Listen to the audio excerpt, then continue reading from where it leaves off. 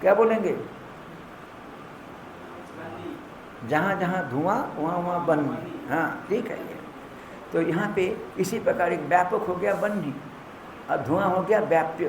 अच्छा, यहाँ पे जहाँ जहाँ विधि वहाँ वहाँ धर्म, जहाँ जहाँ विधि वहाँ वहाँ धर्म। हाँ, जहाँ विधि नहीं है वो धर्म भी नहीं है। और जब तुम इसको विधि नहीं मानते इसलिए तुम्हारा ये जो है ब्रह्म विद्या धर्म नहीं होगा, ऐसा उनके अभिप्राय है। तो यहाँ पे बोल रहे हैं 1 नंबर वेद प्रामाण्य व्यापकम, नीचे लिखा है वेद प्रामाण्यस्य व्यापकम जत कार्य परतम। ठीक है ना, वेद प्रामाण्य हो गया व्याप्य और उसका व्यापक हो गया धर्म कार्य। ठीक है ना, यानी कि यत्र यत्र चौदरा तत्र तत्र धर्म कार्य परतम, मतलब यत्र यत्र विधि परतम तत्र धर्म कार्य परतम। इस प्रकार से अपने व्याप्ति दिखाया।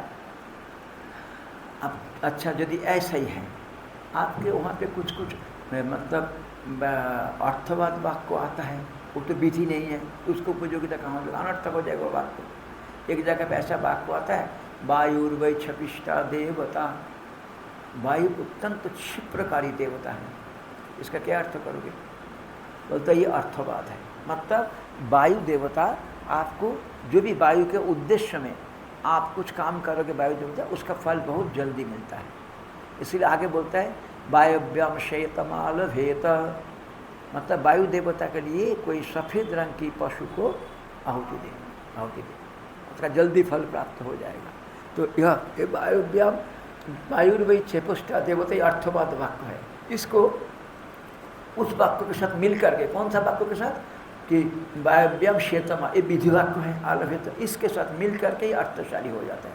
मतलब अर्थवाद वाक्य विधि का स्तुति के लिए आया हुआ है। इस प्रकार से अर्थवाद वाक्य की उपयोगिता हो जाता है। तभी हम लोगों ने ये वेदांत वाक्य को अर्थवाद रूप में माना, तो विधि के साथ मिल करके इसको उपयोगिता सिद्ध हो जाएगा। अच्छा ये बताओ, ये तुम्ही ने तो अपने प्रकरण जो ये प्रकरण की भिन्नता के लिए 6 लिंग बनाया है कि नहीं, तुम्ही ने बनाया। तो तुमने देखा यहाँ पे ये प्रकरण कर्म का प्रकरण है कि ज्ञान का प्रकरण, उपासना प्रकरण, आपने देखा, विचार किया? ये वेदांत पूछेगा उनसे, देखो यहाँ पे जो है कैसे इस प्रकरण शुरू हो रहा है, कहाँ समाप्त हो रहा है, क्या करना है, तब तुम निर्णय करो। ये तो तुम्ही ने बनाया, हमने तो नहीं बनाया। तो यहाँ पे उसको क्यों नहीं लगा, तो यहाँ पे क्यों अर्थवाद के साथ लगा दिया उसको, बोलेंगे इसको यहाँ पे। तो आगे बोल रहे हैं देखिए कि तत्र मतलब इस वेद में ऐसा वाक्य मतलब वायुर्वै क्षपिष्टा देवता आगे होना चाहिए इत्यादि अर्थवादानाम धर्मे प्रामाण्यम अस्ति न वा इति संशय। इस प्रकार जो अर्थवाद वाक्य है उसको धर्म में प्रामाणिकता है अथवा नहीं है, क्योंकि आपने बोला कि जो वेद विधान करता है वो धर्म है, और यहाँ ये तो विधि वाक्य नहीं है, ये तो एक जनरल स्टेटमेंट है। क्या मतलब वायुर्वै क्षपिष्टा देवता, हमें कोई विधि लिखता है नहीं, तो क्या ये धर्म होगा कि नहीं होगा? तुम्हारे सिद्धांत तो बताओ। आगे और पूछेंगे ब्राह्मणो न हंतव्य शुराम न पिबेत, तो यहाँ पे कोई काम करने के लिए बोल रहे हैं कि नहीं बोल रहे हैं? क्या बोल रहे हैं? ब्राह्मणो न हंतव्य शुराम न पिबेत। हाँ, तो इस प्रकार इसमें क्या करने के लिए बोल रहा है आपको? यहाँ पे कोई कर्म नहीं है, कर्म का निषेध कर रहे हैं। ये वाक्य प्रामाणिक है कि नहीं है? है, इसीलिए तुम ये नहीं बोल सकते हो जो विधि वाक्य को कर्म में परिवर्तन करेगा वो प्रामाणिक होगा, ये तुम नहीं बोल सकते हो। तुमने इसको भी प्रामाणिक माना, इस अर्थवाद वाक्य भी प्रामाणिक है, वो विधि के साथ एक करके से बोलते हैं तत्र इस वेद में वायुर्वै क्षपिष्टा इत्यादि अर्थवादानाम धर्मे प्रमाणम अस्ति न वा इति संशय आम्नाय प्रामाण्यस्य क्रियार्थत्वेन व्याप्तत्वात् अर्थवादेषु धर्मस्य अप्रतीते अक्रिय अर्थानाम तेषाम अनर्थकम निष्फल अर्थत्वम। तब तुमने क्या माना? अभी जहाँ जहाँ कोई क्रिया होगा तब विधि के द्वारा वो अर्थशाली है, वो प्रामाणिक है। अब यह वाक्य तो अर्थ, ये तो कोई क्रिया नहीं प्रवर्तन नहीं करता वायु, ये प्रामाणिक होगा कि नहीं होगा? इसका बोलता है वायुर्वै क्षपिष्टा देवता इत्यादि अर्थवादानाम, इस अर्थवादानाम वाक्य नाम धर्मे प्रामाण्यम अस्ति न वा, ये धर्म में प्रमाण है अथवा नहीं होगा, क्रिया में होके नहीं होगा। इति संशय संशय में आम्नाय प्रामाण्यस्य, आपने वेद की प्रामाणिकता कहाँ बोला? क्रिया में।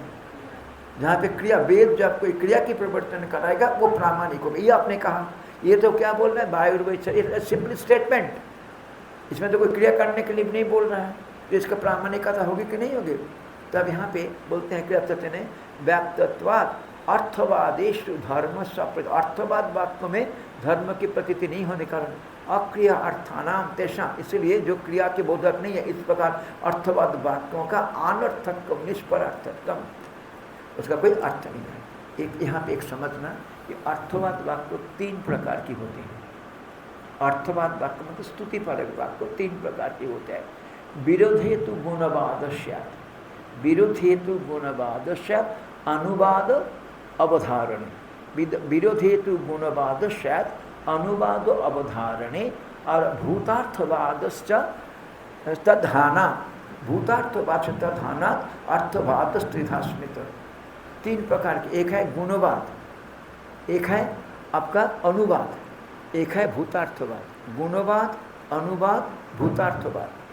गुणवाद मतलब क्या होता है कि जो अन्य किसे विरोध हेतु गुणवाद, जिस प्रकार हमने कहा विरोध हेतु गुणवाद और अनुवाद अवधारित, मतलब जो आपको दूसरे को अवधारित मतलब अनुवाद अग्निहिमस्य निश्चय कराने के लिए। और तीसरा है आपका भूतार्थवाद, ये दोनों ही मतलब किसी के साथ विरोध नहीं है और एक दूसरा प्रमाण के द्वारा प्राप्त होता है, ये दोनों जहाँ पे नहीं है वहाँ पे बोलता है भूतार्थवाद। 3 प्रकार की अर्थवाद होता है, इसको कई काम में आएगा, उपनिषद में भी काम में आता है। एक है हमने बोला आदित्य उप, क्या बोला? आदित्य उप। हाँ, आदित्य सूर्य उप होता है, एक यज्ञ में गाढ़ा जाता है खंबा, खंबा आदित्य कैसे हो सकता है? सीधा सीधा विरोध दिखता है। जब विरोध दिखता है तो विरोध हेतु गुणवाद, मतलब अभिप्राय क्या है?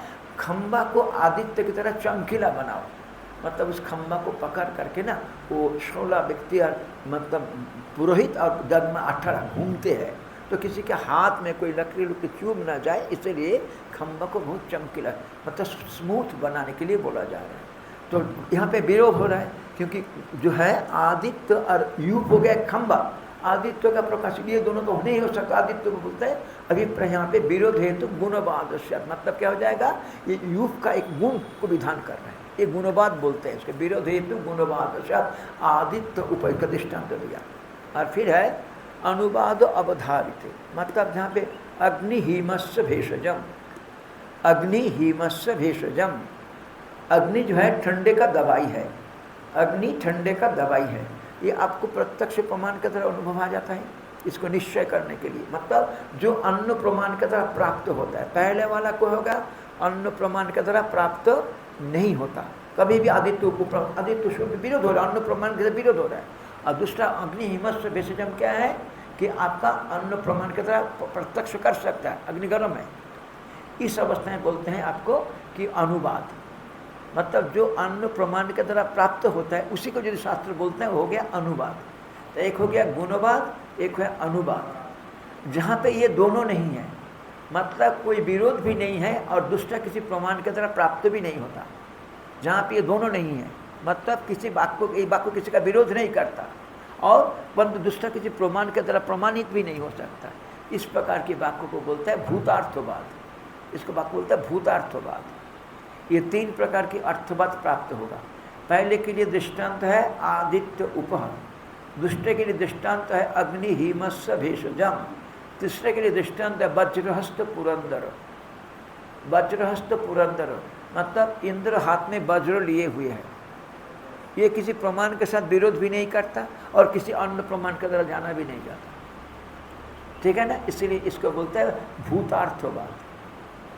एक हो गया गुणवाद, एक हो गया अनुवाद, एक हो गया भूतार्थवाद। गुणवाद के दृष्टांत है आदित्य उपह और अनुवाद के दृष्टांत है अग्निहिमस्य भेषजम। और गुणवाद दोनों नहीं है, जहाँ पे भूतार्थवाद वहाँ पे वज्रहस्त पुरंदर, इंद्र हाथ में वज्र लिए है। इस प्रकार से यहाँ पे जो है ये जो अर्थवाद है, ये अर्थवाद 3 प्रकार के होते हैं। भूतार्थवाद, गुणवाद, अनुवाद, अनुवाद, अनुवाद बोलते हैं 3। अब यहाँ पे बोलते हैं ये अर्थवाद वाक्य है, कौन सा? वायुर्वै छपिष्टा देवता, ये तो अर्थवाद वाक्य बोल रहे हैं।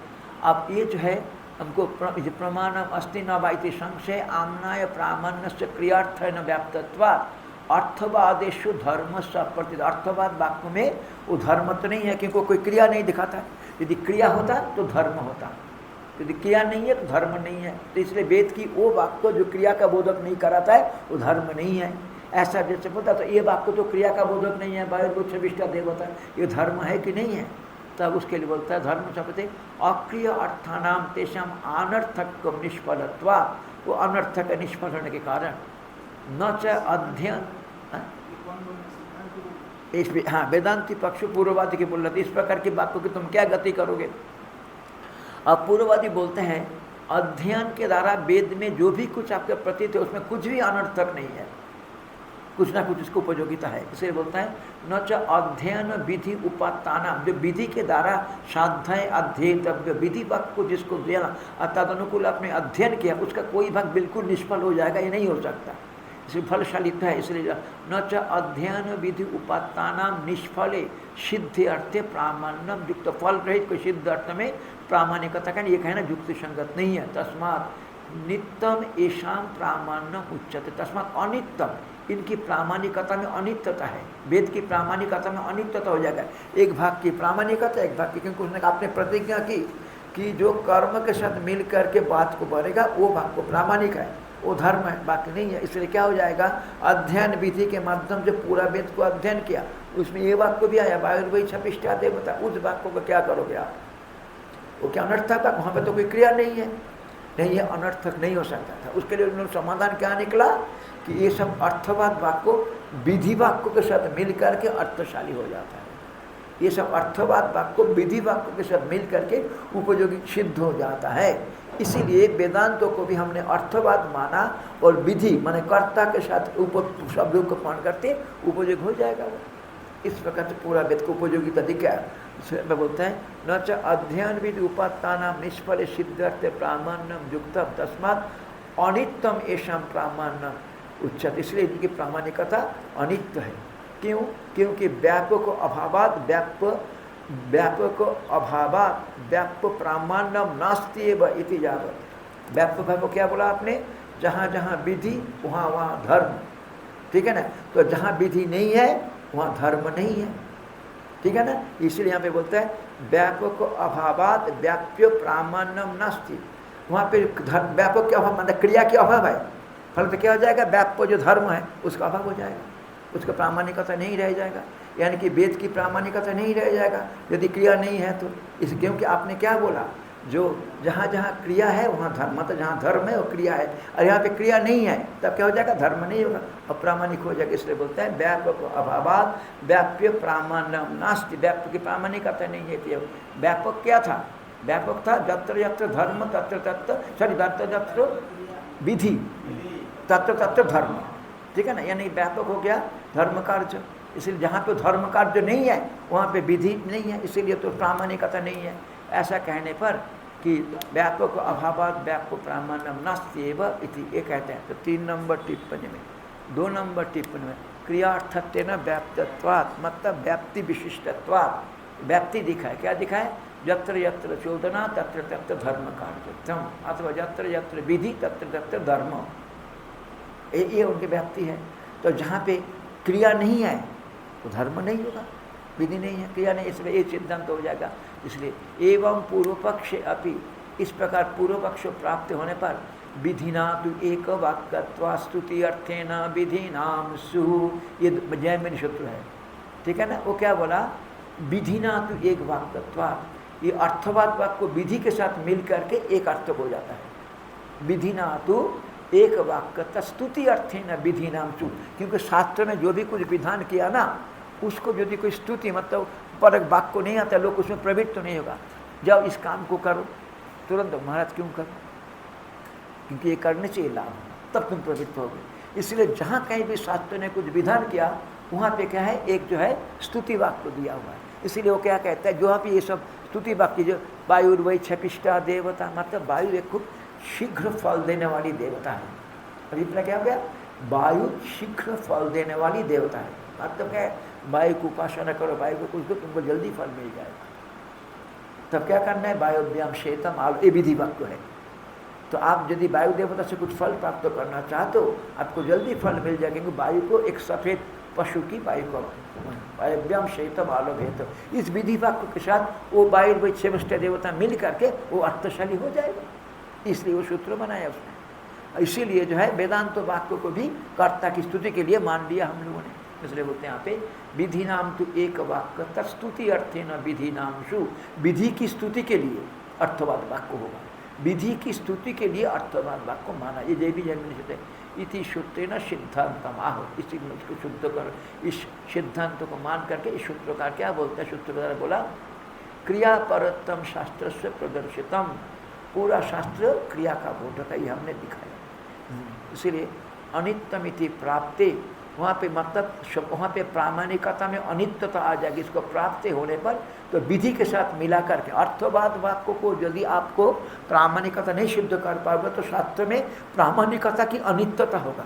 अर्थवाद वाक्य जैसे शास्त्र की अर्थवाद वाक्य की प्रामाणिकता को सिद्ध करने के लिए विधि के साथ मिला करके जो करना पड़ेगा। इसलिए बोलता है विधि नाम तो एक वाक्य स्तुति अर्थ न विधि नाम से, अर्थवाद वाक्य क्या हो जाएगा, विधि की स्तुति के लिए हो जाएगा।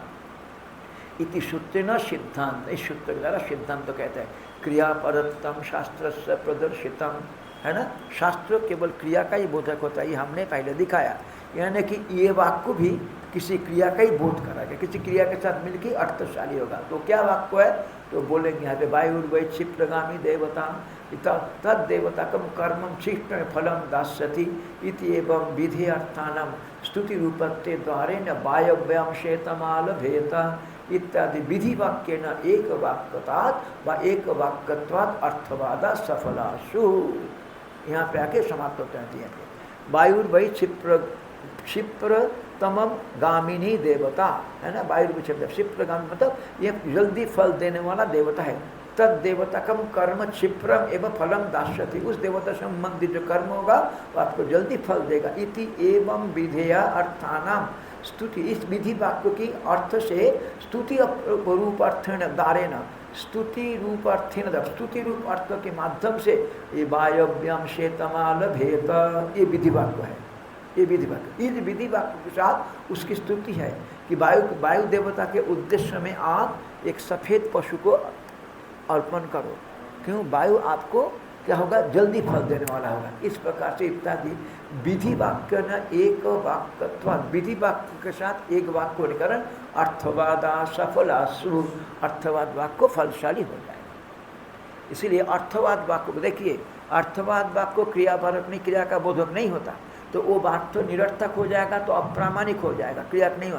तो उसको उससे बचने के लिए तो क्या किया कि अर्थवाद वाक्य को उसके आगे पीछे पढ़े गए जो विधि वाक्य है उसके स्तुति के रूप में कहा जाता है, ऐसा न माना। मतलब विधि वाक्य के साथ एक होकर के अर्थवाद वाक्य भी सफल हो जाएगा। इसीलिए हम वेदांत वाक्य को, वहाँ पर तो कोई विधि नहीं है, आत्मज्ञान में आत्मा की वर्णन की विधि नहीं है, इसीलिए आत्मा की वर्णन कहीं अनर्थक न हो जाए, इसीलिए हमने क्या किया, कर्ता की स्वरूप का बोधा क्रिया के साथ मिल करके अर्थशाली हो जाएगा, ऐसा उनके सिद्धांत। आज यहीं पे लगता है। फिर कल परसों 2 दिन अवकाश होगा, कल परसों 2 दिन अवकाश होगा। कल सुबह तो वह पारायण हम करेंगे 7 से 12। हाँ हाँ हाँ, दोपहर तक नहीं, 11 बजे तक। 11 बजे के बाद तो कोई कार्यक्रम नहीं है। हमारा पारायण जो है यहाँ पे 7 से 11 बजे तक है। 11 बजे के बाद कोई कार्यक्रम है। ये पाठ तो 4 बजे है। आचार्य जी का पाठ तो 2 दिन बंद रहेगा। हाँ, 4 दिन तो 2 दिन तो ऐसे ही बंद है। अमावस्या प्रतिपदा तो 2 दिन ऐसे ही बंद था, और 2 दिन जो है प्राप्त हो गया निमित्त से। एक नित्य है और एक नैमित्तिक है। ये तो नित्य छुट्टी है 2 दिन का, और ये नैमित्तिक है। ओम पूर्णमदः पूर्णमिदं पूर्णात् पूर्णमुदच्यते पूर्णस्य पूर्णमादाय पूर्णमेवावशिष्यते। ओम शांति शांति शान्तिः। शङ्करं शङ्कराचार्यं केशवं बादरायणं सूत्रभाष्यकृतो वन्दे भगवन्तौ पुनः पुनः। ईश्वरो गुरुरात्मेति मूर्तिभेदविभागिने व्योमवद्व्याप्तदेहाय दक्षिणा